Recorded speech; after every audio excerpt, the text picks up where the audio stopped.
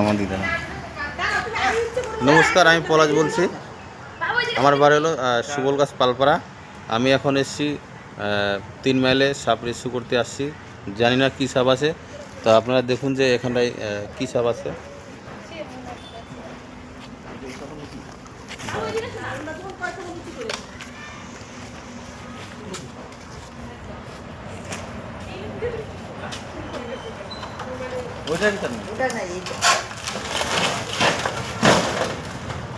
হ্যাঁ হ্যাঁ, ওইটাই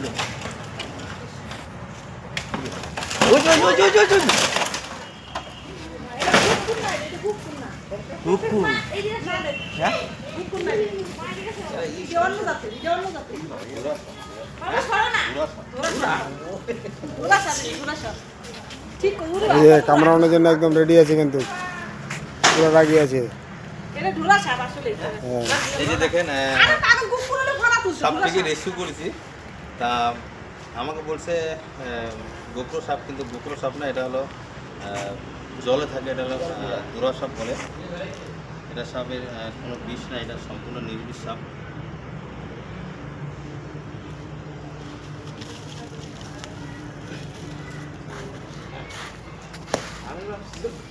দেখেন সাপটি, মানে এই সাপটি জলে থাকে, এটা দোরা সাপ বলে। এরা মাছ খায়, কিন্তু যা চলে এসছে আর কি, খাবারের সন্ধানে চলে এসছে সাপটি। দেখেন কামড় দেওয়ার জন্য কতটা মুখটা মানে হাঁকড় আছে, আপনারা ভালো করে দেখুন যে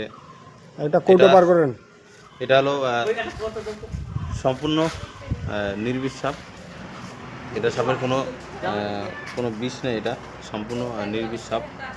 আর সাপের কালারটা দেখে এনারা মনে করছে যে এটা মানে গোমা সাপ, আমাদের এখানটায় বলে, মানে গোপ্রো সাপ যাকে বলা হয়, ওইটার সাপই মনে করছে। ওর কালারটাও দেখেন সেম কালারটা, ওরকমই কালার।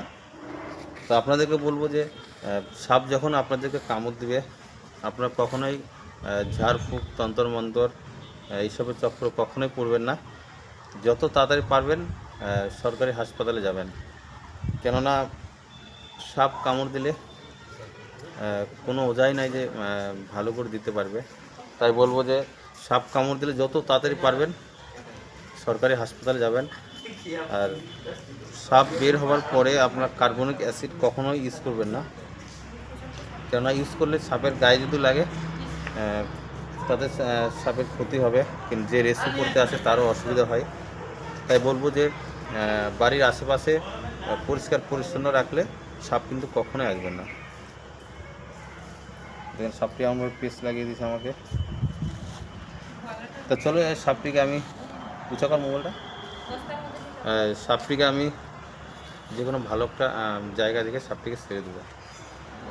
এটা তো নির্বিষ সাপ, বেশি দূরে আর নিব না, কাছে নিয়ে গিয়েই সাপটিকে ছেড়ে দেবো।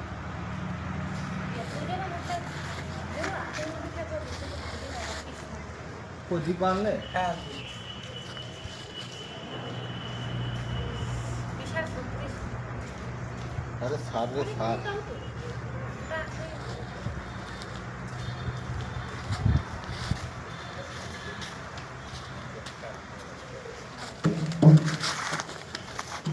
বড় ডাব্বা নাই? তো হয়ে যাবে, হ্যাঁ না পায়খানা কি দিল নাকি?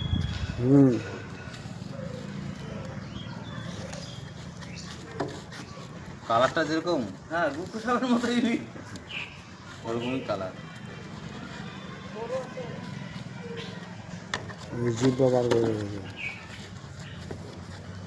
ফার্স্টে তো টিমটা দেখেই তো আমি তো দৌড়, আর ভালো করে দেখি নাই গুপ্ত সাপ না গিয়া বলছি যে না একটা খুঁড়া করা কিছু কেন